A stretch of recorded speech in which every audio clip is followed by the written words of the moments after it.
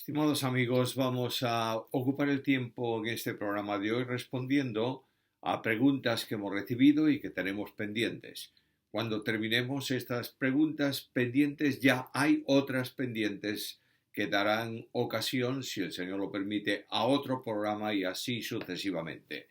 Volvemos a nuestras preguntas tal como las tenemos clasificadas en un orden de antigüedad, y la primera es de Jacqueline Adón, que pregunta la diferencia que hay entre inspiración y revelación en cuanto a la Biblia, por supuesto. Revelación es la verdad que Dios comunica y que no era conocida hasta el momento en que la comunicó. Inspiración es la operación divina ejercida sobre los autores humanos que comienza por comunicar el mensaje, luego los impulsa a escribirlo y custodia la mente del escritor para que no exista alteración alguna al comunicarlo. Esta es la diferencia. La primera significa simplemente que toda la Biblia es revelación. La segunda respondería a la pregunta ¿cómo se escribió la Biblia? Daniel Zapico le interesa identificar la enseñanza de la teología liberal. Bueno, la teología liberal es un campo enormemente amplio que va desde cuestionar la inspiración, la inerrancia, la datación de los libros bíblicos, hasta la propuesta de que la Biblia tiene mucho de mito y de leyendas que hay que sacar para que quede un contenido realmente histórico, más que espiritual, del libro que es la Biblia. La teología liberal trata de demostrar que existe un Jesús histórico y el hombre que vivió, que es el hombre que vivió en la tierra hace 2000 años, y también el Jesús de la fe, que es un invento, permitidme decirlo de esta manera, de los primeros cristianos para sustentar la fe del cristianismo. ¿Cómo distinguirlo? Satanás es astuto y se disfraza de ángel de luz. Por tanto, todo cuanto no concuerda con la revelación desde la interpretación literal del escrito bíblico es sospechoso. El mejor remedio contra la teología liberal es estudiar la Biblia, investigar sus verdades, atendiendo a la realidad de la fe y sobre todo también a la realidad histórica de la fe cristiana. Marcela Beltrán hace una referencia a Apocalipsis capítulo 1 versículo 19 y dice que las cosas que han de ser después de estas, menciona Juan ahí en ese versículo, si todo lo que es después de esto empieza con el capítulo 6, ¿por qué en el capítulo 12 se habla de la persecución del Hijo, que es Jesús, dice ella, de la mujer, que es Israel, si esto ya ha pasado? ¿O es que el Hijo es un remanente de Israel perseguido en la gran tribulación al desierto? Bueno, el libro de Apocalipsis, el bosquejo del libro de Apocalipsis, se divide en las cosas que has visto, capítulo 1, la visión de Jesús, las cosas que son, capítulos 2 y 3, las iglesias, y las cosas que serán después de estas, que es el mensaje profético. En ese mensaje profético se relata, entre otras cosas, el propósito diabólico para impedir que Jesús el Señor reine. Se cumple así aquella gran acción del hombre. Satanás levanta a los hombres de la tierra contra el que Dios ha determinado que sea rey, Salmo 2. Dentro de eso está la persecución de los salvos que han creído en Cristo durante la tribulación. Y todo eso tiene que ver con el futuro. No se refiere en cuanto a Jesucristo a lo que ocurrió con él en el pasado, en la cruz, en la persecución, en la muerte, sino a la acción perversa que el diablo tiene contra él en el futuro, que culmina en la batalla final contra el Señor Jesús. Por tanto, la panorámica en relación con Cristo y con los creyentes tiene que ver con el futuro y no con el pasado. Jonathan Lorenzo tiene una pregunta: si Jesucristo fue pecable o impecable. De otra manera, no pecó, pero pudo pecar, contundentemente Jesús es impecable.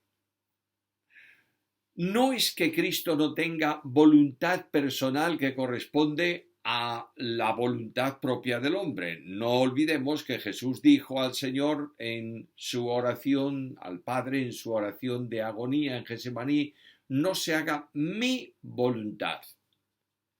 Pero la voluntad humana de Jesús afecta directamente a la persona divino-humana del Hijo de Dios encarnado, en la que subsiste su naturaleza humana. Por tanto, si digo que Jesús como hombre pudo pecar, tengo que decir que el Verbo encarnado pudo pecar. No podemos olvidar nunca que Jesús es Emmanuel, Dios con los hombres. Por tanto, no hay nada que el hombre Jesús hubiera podido hacer o hizo que no afecte a la deidad. De manera que afirmemos que Cristo no pudo pecar porque afectaba a Dios, no pecó porque estaba vinculado a Dios mismo como su naturaleza humana, no hubiera podido pecar porque no hay nada en la humanidad de Cristo que esté vinculada ni siquiera potencialmente con el pecado. Jonathan Lozano pregunta: ¿cuándo Cristo obtuvo conciencia mesiánica? La conciencia mesiánica de Jesucristo, es decir, el conocimiento que tuvo de ser enviado de Dios desde su humanidad, ocurre desde el principio de su existencia como hombre, y que por el desarrollo natural progresó a medida que su conocimiento humano progresaba. Es decir, cuando Jesús era un niño pequeñito, la conciencia mesiánica correspondía a la dimensión de esa etapa de su humanidad. Pero la prueba más contundente de que Cristo tuvo siempre conciencia mesiánica la tienes en Lucas capítulo 2, versículo 49. A los 13 años, Cristo está en el templo, los padres vienen a buscarle para llevarle al lugar donde vivían, y Cristo sabe quién es su padre y cuáles son los negocios, es decir, el programa mesiánico que le había sido encomendado. ¿Recordáis las palabras del Señor a sus padres? ¿Por qué me buscáis? En los negocios de mi Padre me es necesario estar. Por tanto, Cristo no adquirió conciencia mesiánica como los liberales dicen. Cristo tuvo siempre, en la dimensión de su humanidad, tuvo siempre conciencia mesiánica. Jonathan Lozano: ¿el cielo estará en la tierra o en el mundo?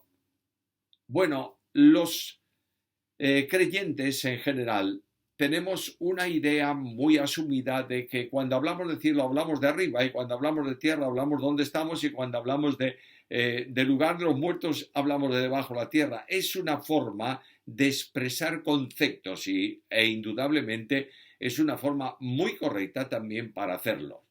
Pero cuando me voy a la profecía, descubro que el lugar que Cristo prepara para los suyos, es decir, para los salvos, que es la ciudad santa, desciende del cielo y se aposenta, se coloca, se sitúa en la tierra nueva. Y es en la tierra nueva donde se asentará el pueblo de Dios y donde Dios estará con ellos. Por tanto, técnicamente el cielo en el futuro, en la dimensión que nosotros lo esperamos, estará en la tierra, no en el aire ni en las nubes. Jonathan Lozano: los que se quedan en la gran tribulación con conocimiento podrán salvarse.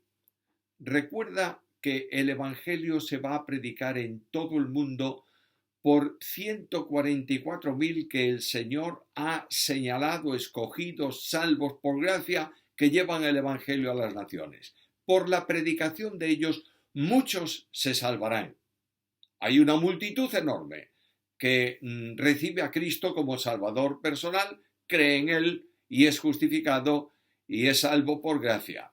Otros, los que fueron rebeldes a la predicación antes del tiempo de la tribulación, es decir, en la época en donde la Iglesia estaba todavía aquí en la tierra, donde se predicaba el Evangelio como hoy, es decir, en los tiempos actuales, pero en el futuro, rechazan el mensaje y estos serán confirmados en su decisión personal y no tendrán salvación, siguiendo el camino del inicuo, es decir, el camino del que se opone a Dios, que es el anticristo y todo su sistema.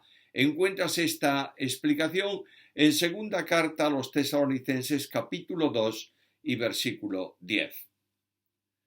Amando Ortega me pregunta, ¿de qué versión de la Biblia lee? Pues realmente leo de cualquier versión que tenga a mano. Primero. En segundo lugar, que sea aceptable. No me gustan tanto las paráfrasis y hay alguna Biblia que no la leo porque la traducción bíblica es tendenciosa. Pero para mencionar algunas de ellas leo Reina Valera 60, leo Reina Valera revisada, leo la Biblia de las Américas, leo Nueva Versión Internacional, utilizo otros textos bíblicos que algunos se asustarían si yo menciono, y que los voy a mencionar, que no son de procedencia evangélica sino católica, como por ejemplo la versión Cantera Iglesias o la Biblia de Jerusalén. Straubinger, también utilizo ese texto en castellano. Pero lo que me interesa mucho es que en todo cuanto yo leo y predico sobre el Nuevo Testamento, previamente acudo al texto griego y después a las versiones buenas que tenga a mi alcance. Habitualmente, por si alguien quiere saberlo, habitualmente utilizo Reina Valera 60 o también la Reina Valera revisada. Manuel Medel dice, ¿donar órganos está bien bíblicamente? Bueno, la Biblia no habla nada de la donación de órganos. ¿Por qué? Entre otras cosas porque no había un desarrollo científico en el tiempo en que se escribió la Biblia para hablar de que se puede sacar un órgano de una persona y poner otra. Pero hay una indicación genérica. La Biblia no deja nunca sin aclarar principios vitales. Leo en Juan primera carta de Juan, capítulo 3, versículo 16. En esto hemos conocido el amor, en que Él puso su vida por nosotros. También nosotros debemos poner nuestra vida por los hermanos. De manera que si Cristo se dio a sí mismo y dio todo cuanto tenía, que era su vida, para salvar la nuestra, así también nosotros debemos compartir nuestra vida o parte de ella, que serían los órganos, si es posible hacerlo, para beneficiar a los demás. No hay ninguna prohibición bíblica para que un creyente no done sus órganos. Además, alguna vez alguien me dijo, bueno, y cuando viene el Señor, ¿qué pasa con ese órgano? Lo que tú pones en la tierra, dice Pablo, no es el cuerpo que va a resucitar, vas a recibir un cuerpo nuevo, es el grano que se ha enterrado ahí y que da fruto después. De modo que si puedes donar tus órganos cuando mueras, beneficiarás a alguien y será una bendición y un testimonio en tu vida personal. Renzo André. La apologética moderna, dice él, trata de abordar la filosofía y muchas cuestiones más. Está bien esta apologética. ¿Qué apologética nos manda a hacer Jesucristo? Primero, apologética tiene que ver con el ejercicio de la apología. Apología es una palabra que describe el discurso que se hace de palabra o por escrito en defensa o en alabanza de alguien o de algo. La apología bíblica requiere el uso de métodos y medios de apoyo que puedan justamente ser utilizados. Una buena exégesis, una buena apología o apologética utiliza la filosofía, la lingüística, la psicología, la geografía, la historia, la sociología, que coadyuvan a una correcta interpretación del texto bíblico y a una correcta defensa de la fe. ¿Qué apología establece la Biblia? Bueno, recurro a ella. Carta primera de Pedro, capítulo 3 y versículo 15.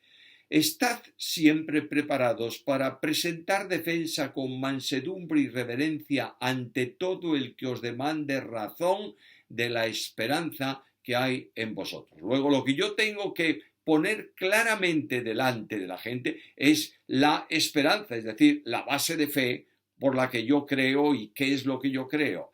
La defensa con mansedumbre, con humildad y con reverencia de cuál es mi principio de fe, mi principio vital. Para eso tendré que hacer explicaciones o dar explicaciones que el oyente me va a preguntar y puedo entrar para hacerlo en apoyo o apoyándome en la filosofía o apoyándome en la lingüística, en la geografía, etcétera, etcétera. Esta es la apología o apologética que nosotros tenemos que hacer. Evangelismo TV. La palabra de Dios nos enseña que todo creyente debe evangelizar, pero ¿qué diferencia hay entre ser embajador de Cristo y ministerio de evangelista? Ministerio es siempre el ejercicio de un don, de modo que aquel que recibe el don de evangelista, que es uno de los dones del Espíritu, ministra, actúa, sirve con ese don en un ministerio de evangelista. Es un don que el Espíritu da no solo para predicar el mensaje del Evangelio, sino para enseñar a los recién convertidos en la base fundamental para que aprendan todo lo que Jesús ha enseñado. Y eso lo encuentras en Mateo capítulo 28 y versículo 20. Todos los creyentes tenemos la obligación de evangelizar a cuantos podamos y alcanzarlos para Cristo, porque Jesús dijo: ahora todos vosotros id por todo el mundo y predicad el evangelio a toda criatura. Pero si además de eso yo tengo don de evangelista, sentiré un especial interés por enseñar a los recién convertidos y trabajaré con ese don en ese ministerio para el cual Dios ha abierto con el don el camino. Otra pregunta de evangelismo también: ¿de qué forma Jesús se compadece con nosotros según Hebreos capítulo 4 versículo 15? La experiencia personal de Jesús en su vida humana le hizo capaz no sólo de saber nuestros problemas, sino de sentirlos, porque los hizo suyos. Cristo fue probado en todo, según nuestra semejanza, pero sin pecado. Él pasó por nuestras tentaciones, por nuestros conflictos, por nuestras miserias, por nuestras confrontaciones. Él fue llevado a una experiencia de desamparo y de abandono, y por esta experiencia personal Él tiene como Dios misericordia, pero lo hace desde el plano de la comprensión de las necesidades del hombre. Por eso Jesús es el misericordioso y fiel sumo sacerdote que nosotros tenemos y que ha llevado a la experiencia de la deidad la dimensión total del hombre en toda su proyección y en toda su experiencia. Smith Lujan pregunta: ¿está mal que un cristiano juegue vídeos de juegos de guerra? Mira, la diversión sana, sea lo que sea, no es pecado. Repito, diversión sana. Pero es un problema cuando en un juego se integra, se involucra personalmente cada uno, haciéndose como si fuese el héroe del juego y disfruta como si él pudiera hacer ese juego realidad. Por tanto, una persona que mata en un juego no es una buena experiencia para un creyente que tiene un mandamiento: no matarás. Quiero dar simplemente un consejo, no un mandamiento. todo cuanto no podamos hacer en la vida real, no lo hagamos en la imaginaria de los juegos. Pregunta Daniel Argote. ¿Un cristiano puede llegar a suicidarse y si lo hace, cuál es su destino eterno? ¿Qué dice la Biblia respecto a esto? Mira, la Biblia pone ejemplos de suicidas que no eran hijos de Dios o que se habían decidido no aceptarlo. Por ejemplo, el caso de Judas. Judas se suicidó, pero Judas no había creído nunca, era un hijo de pecado. Ahora, un creyente en una situación extrema de dolor, de ansiedad, de depresión, puede hacer algo irreflexivamente y quitarse la vida. Pero si realmente es creyente, si realmente aceptó a Cristo y lo ha recibido como Salvador personal, no pierde su salvación. No juzguemos fácilmente y no digamos que el que se suicidó no era creyente. Primero, no podemos decirlo porque solamente Dios sabe quién ha creído. Y en segundo lugar, no podemos llegar a los límites a los que una mente humana, aunque sea creyente, puede llegar. No olvidemos nunca que Moisés, un hombre de Dios fiel, dijo al Señor un día: si vas a mantener esta presión sobre mí, lo mejor que puedes hacerme es matarme.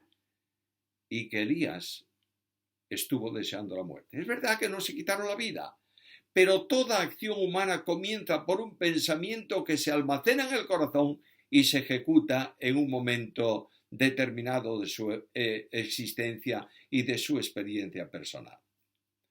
Vittorio Arnoletti. ¿Puede una persona tener instrucciones de Dios a través de sueños hoy en día?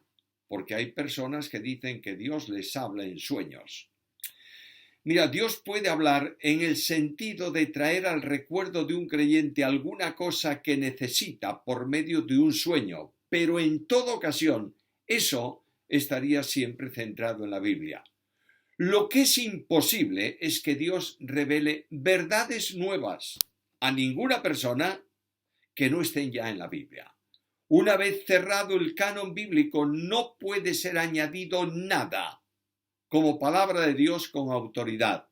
Dios habla solo por medio de la Biblia. Alguien me dice: es que yo quiero que Dios me hable. Bueno, lee la Biblia. Es que quiero oírlo hablar en voz alta conmigo. Lee la Biblia en voz alta. Los sueños pueden revelar y Dios puede utilizarlos para conducirte a una respuesta que tú necesitas. Por ejemplo, tienes una gran inquietud, no sabes qué va a ser, te sientes cansado, te sientes cuestionado, te sientes afligido y de pronto durmiendo sueñas que el Señor te dice: no te preocupes porque yo estoy contigo y te guiaré en el camino. ¿Se reveló Dios? Sí, hablándote. ¿Por qué? Por la palabra suya y haciéndote recordar algo de ella que está en ella que tal vez tú te habías olvidado. Federico Poch Suárez. ¿Qué opina de la doctrina de la doble predestinación? Desconozco esa doctrina. ¿Una doble predestinación?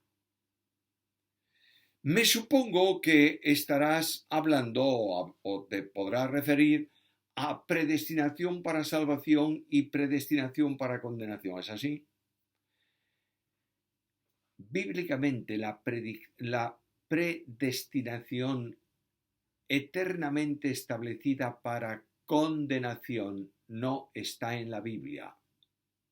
La predestinación para salvación no está en la Biblia. La predestinación y todo cuanto tiene que ver con esa palabra en todas las formas en que aparece es siempre para creyentes. Por ejemplo, Romanos 8:29, Dios el Padre nos ha predestinado para que seamos hechos conformes a la imagen de su Hijo. Notas que está hablando de creyentes. Nos ha predestinado. Muchos reformados, no los reformadores, confunden elección y predestinación. Y cuando tú confundes esas dos cosas, estás generando una confusión doctrinal.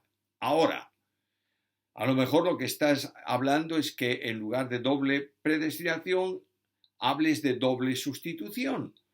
Es decir, que en la cruz del Calvario se produce una sustitución potencial por la cual todos los hombres pueden ser salvos y una sustitución virtual por la cual los que creen reciben el perdón de pecados y la vida eterna. Cuando no está una cosa en la Biblia, no tratemos de utilizarla en justificación de nuestra posición teológica. Feliberto Vázquez Rodríguez. En Hechos 13:32, Pablo afirma que las promesas hechas a los padres y a ellos se han cumplido en la resurrección de Cristo. ¿Por qué el sistema dispensacional espera el cumplimiento futuro de estas promesas cumplidas? Tomo mi Biblia. Aquí está. Para aquel que ha preguntado qué versión voy a utilizar, pues mira, la Reina Valera 60.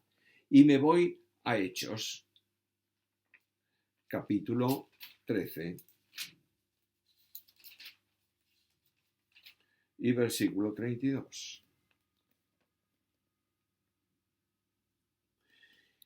Y nosotros también os anunciamos, Pablo está predicando el Evangelio, varones hermanos de linaje de Abraham, etcétera, etcétera, etcétera. Está predicando el Evangelio, es verdad que lo está haciendo a sus compatriotas y dice, nosotros también os anunciamos el Evangelio de aquella promesa hecha a nuestros padres, la cual Dios ha cumplido a los hijos de ellos, a nosotros, resucitando a Jesús, como está escrito también en el Salmo 2, mi hijo eres tú, yo te he engendrado hoy.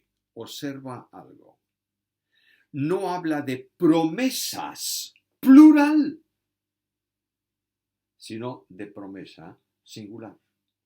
Interpretada aquí por el apóstol como la promesa de bendición para las naciones que se produce, que se cumple, que se establece en Jesucristo. Y en el cumplimiento de la venida del Mesías, de la muerte del Mesías y de la resurrección del Mesías. Por él pueden ser salvos todos los que crean, tanto judíos como gentiles. No son promesas, es promesa. Ahora, hay otras muchas promesas, promesas de tierra, promesas de reino, promesas de ejercicio de religión, promesas de bendiciones nacionales, etcétera, etcétera, para Israel, que serán cumplidas en el reino de Cristo. No tienen que ver las promesas pendientes de cumplimiento, que Dios lo hará porque hace honor a su palabra, con la promesa que fue hecha a Abraham de que en su descendencia serían benditas las naciones de la tierra. Nuevamente Feliberto nos hace la siguiente pregunta.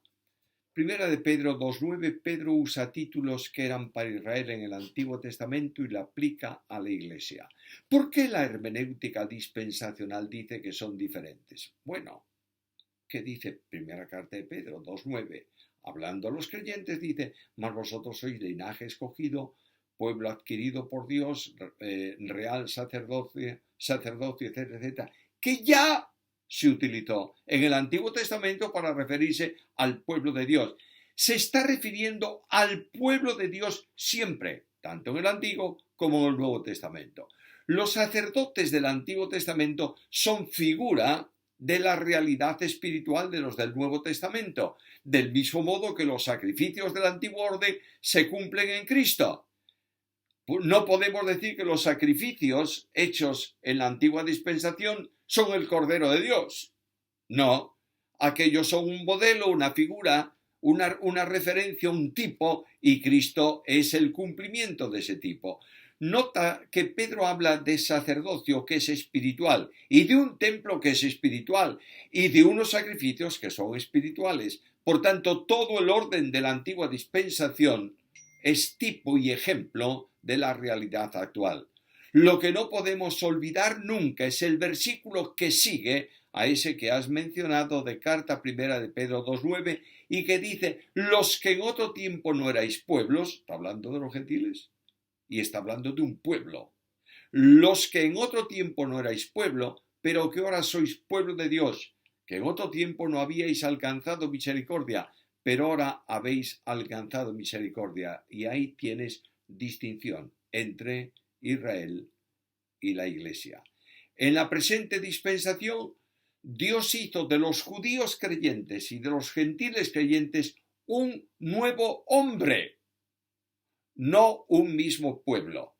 Por tanto, todos los judíos que se salvan hoy y los gentiles que se salvan hoy están integrados en la misma extensión espiritual, porque todos son un cuerpo en Cristo. Luis Gabarre dice que en Apocalipsis 12:4 se dice que la cola, está refiriéndose al dragón, arrastró la tercera parte de las estrellas.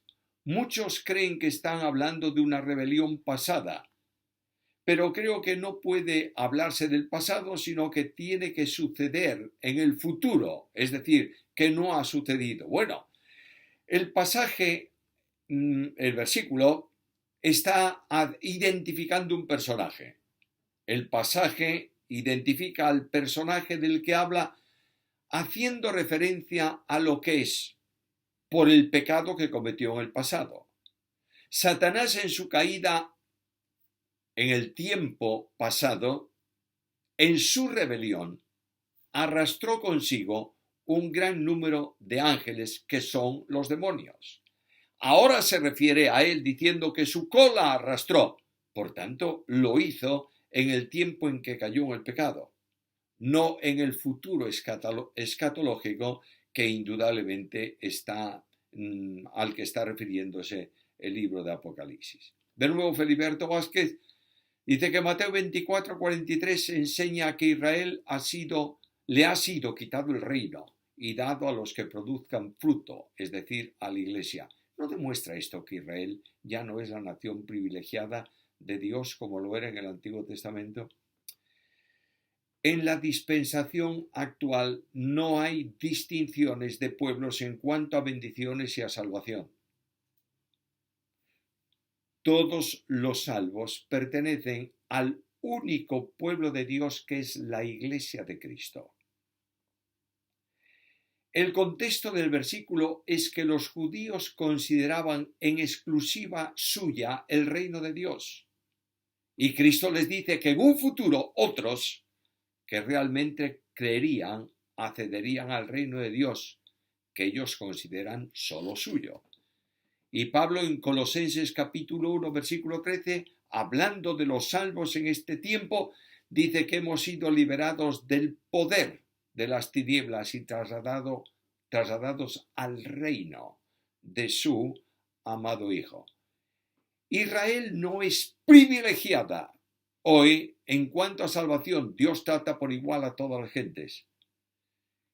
E Israel no es el pueblo de Dios en exclusiva. El pueblo de Dios hoy es la Iglesia. No podemos olvidar el pasado, de que por elección Dios había constituido de ellos un pueblo especial para sí.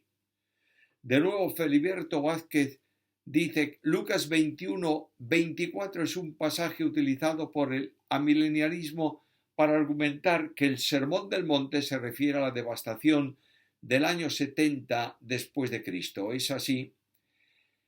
El Sermón del Monte, estás refiriéndote al Sermón del Monte de los Olivos, no al Sermón del Monte que se conoce como tal, donde Cristo comenzó su ministerio expositivo de la palabra. En el Sermón del Monte de los Olivos, Sermón del Olivete, la pregunta de los discípulos era doble. ¿Qué señal habrá de estas cosas? Es decir, de la destrucción de la ciudad y del fin del mundo. A la primera pregunta responde Lucas, y el versículo de Lucas tiene que ver con lo ocurrido en el año 70. Pero resta el cumplimiento, que no se ha producido, de todo cuanto Cristo habla en el Sermón del Monte Olivete, que tendrá lugar en los tiempos finales de la historia. Por tanto, hay un doble cumplimiento en esa profecía, como ocurre en muchas profecías. Hay profecías en donde se señala a Cristo como Rey y se señala también como el que muere. De manera que tenemos que tener mucho cuidado, no en el cumplimiento plano temporal de las profecías, sino en el cumplimiento que a veces tiene doble e incluso triple de asuntos futuros. Pedro nos dice: los demonios de Apocalipsis 9 que salen del abismo serán visibles para los humanos en la gran tribulación. Pues mira, no tengo ninguna respuesta bíblica. Los demonios, como ángeles, se pueden hacer visibles solo por permisión divina. Lo que sí tengo claro es que los hombres verán los efectos de la acción diabólica, que en la Biblia se revelan como producido por los demonios que han sido liberados. Y los hombres buscarán la muerte, pero no la encontrarán. Lo que ocurre es que también los hombres incrédulos no admitirán que eso es un problema generado por Satanás y se volverán a Dios en arrepentimiento. Por tanto, no tengo respuesta para saber si esos demonios serán vistos o no. Mi opinión personal, y es mi opinión, no es la opinión bíblica, es que los hombres no verán a esos demonios. Evangelismo televisión. Monergismo y sinergismo. ¿Cuál se asemeja más a la palabra de Dios? Bueno, quieres decir sin duda cuál es más consonante con la palabra de Dios. La discusión es una discusión histórica y que tiene que ver con quién realiza hoy, cómo se realiza nuestra salvación. Monergismo es una palabra que significa trabajar solo y está aplicada solamente a Dios, es decir, que solo Dios salva, solo Dios provee de salvación, solo Dios conduce a la salvación, solo Él realiza toda la operación salvadora a la que el hombre accede simplemente por gracia mediante la fe. El término sinergismo significa trabajar juntos. Es decir, la salvación es el resultado de la acción de Dios y de la del hombre, de la gracia de Dios por un lado y del libre albedrío del hombre por otro. Esto no está en la Biblia. El monergismo es la posición más próxima a la verdad bíblica, porque en el Salmo 3.8 y en Jonás 2.9 se afirma en palabra de Dios que la salvación es del Señor. La salvación es de Dios por una razón. Él la planificó en la eternidad, Él la ejecutó en el tiempo, Él asume el llamado del pecador a salvación. Nadie puede ir a Cristo por voluntad propia si el Padre no lo llama. Él capacita al hombre para que pueda creer. Él coloca al hombre en Cristo para vida eterna. Él sustenta la vida de santificación del creyente. Él glorificará al creyente. Por tanto, la salvación es de Dios y es una operación monergista, es decir, solo Él la ejecuta y la gloria es solo de Él. De nuevo, Evangelismo TV dice: ¿qué enfermedad padecía el rey David? ¿Era física o era espiritual? Perdóname, no entiendo la pregunta. ¿A qué enfermedad de David te refieres? Te invito a que formules de nuevo la pregunta y seas más específico. Jacqueline Adón dice: ¿cuál es la diferencia entre deidad y trinidad y cuál es la correcta? Deidad es una palabra que hace referencia a lo que es Dios. Trinidad es una palabra que tiene que ver con las personas que subsisten en el ser divino. Dios es un ser, no es una persona, pero en ese ser subsisten tres personas: la del Padre, la del Hijo y la del Espíritu Santo. De modo que las dos expresiones, deidad y trinidad, son correctas. Es verdad que Trinidad no está en la Biblia, pero no tenemos otra para expresar la verdad de que Dios es un ser que existe eternamente en tres personas. Manuel Ricardo García Vaca hace una larga exposición de la identificación y concluye diciendo así: amamos a Dios al reconocernos como objeto de su deseo. Y cita 1 Juan 4:19, Isaías 43:25, al ser uno en el amado, al portar la imagen del Hijo. Romanos 8:29, el corte que nos reintroduce en lo real, en el reino, nos signa con un nuevo nombre, nos permite acceder a lo santo, nos torna únicos y uno con el Padre. Juan 17, 16 y 21. Excelente toda la exposición, que es larguísima. Excelente la técnica expositiva. Excelente el desarrollo. Excelente el corte teológico-filosófico que contiene. Efectivamente, amamos al notar lo que Dios nos ha hecho. Por eso Juan dice que le amamos porque Él nos amó primero. Y Dios nos ama a nosotros entrañablemente porque estamos en el amado, esto es, en el Hijo. Primera carta de Juan, capítulo 4, versículo 19, habla de la vinculación interrelacional entre Dios y el hombre. Y Juan dice, nosotros le amamos a Él, porque Él nos amó primero. Pero no puedo olvidar que ese amor nuestro no nace en nosotros, sino que por identificación es el mismo amor con que Dios nos ama y que Dios ama, que Él ha derramado en nuestros corazones por su Espíritu. Romanos capítulo 5 y versículo 5. Feliberto Vázquez, en Oseas 1, 10 y 11, habla de la restauración de Israel. Los dispensacionales dicen que será en el milenio, pero Pablo utiliza el pasaje en Romanos 9, 26 para una referencia a la integración de los gentiles en la salvación. ¿Cómo se entiende esto?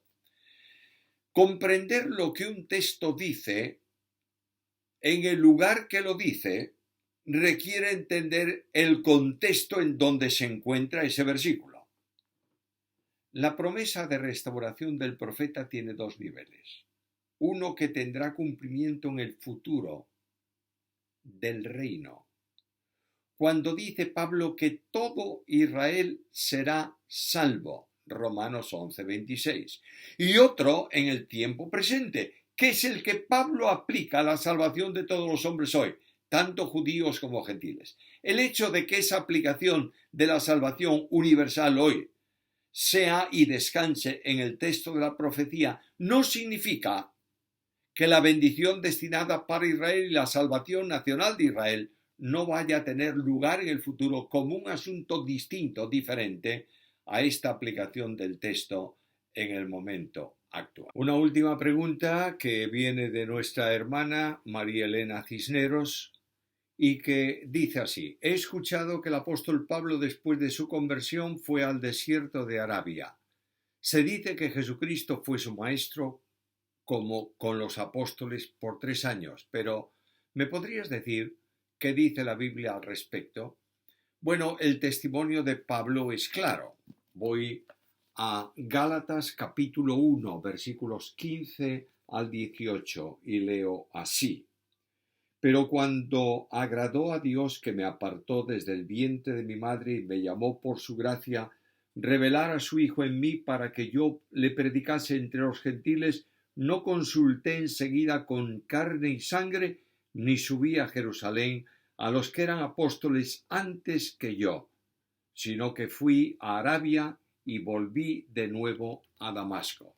De manera que inmediatamente después de su conversión, el apóstol Pablo dejó el lugar donde estaba y se dirigió a este otro territorio que aquí llama Arabia. Arabia es un territorio bastante extenso en donde, entre otras ciudades de entonces, estaba Petra también. Pero no importa el sitio ni el lugar. Solemos decir que se fue al desierto. Bien, se fue a un lugar donde probablemente no había una concentración de residencial tan grande como el lugar donde él estaba.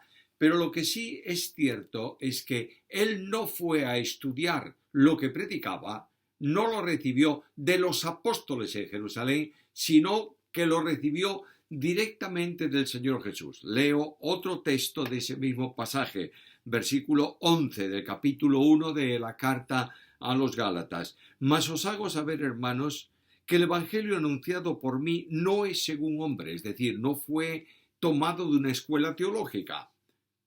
Pues yo ni lo recibí ni lo aprendí de hombre alguno, sino por revelación de Jesucristo. Luego Cristo enseñó en este tiempo a Pablo todo el evangelio, que realmente no ha sido sino la apertura del sentido del Antiguo Testamento que Pablo no tenía claro, como los judíos no tenían claro, en cuanto a salvación, acceso a gentiles, etcétera, etcétera, etcétera. Aparte de esto, Jesús reveló a Pablo lo que él llama en sus escritos el misterio acerca de la Iglesia, que era desconocido en la antigua dispensación y que él escribe del misterio, por ejemplo en la carta a los Efesios. Por tanto, efectivamente, Pablo estuvo en Arabia, Pablo fue enseñado directamente por Jesús, Pablo vio al Cristo glorioso resucitado y en este sentido no hay ninguna cuestión que haya que cumplir para que él pudiera ser apóstol. Cumple todos los requisitos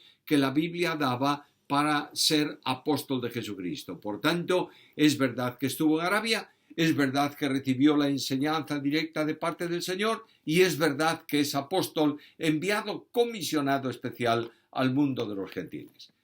Termino deseándoos un tiempo bendecido y quiero hacer mías las palabras de la bendición apostólica.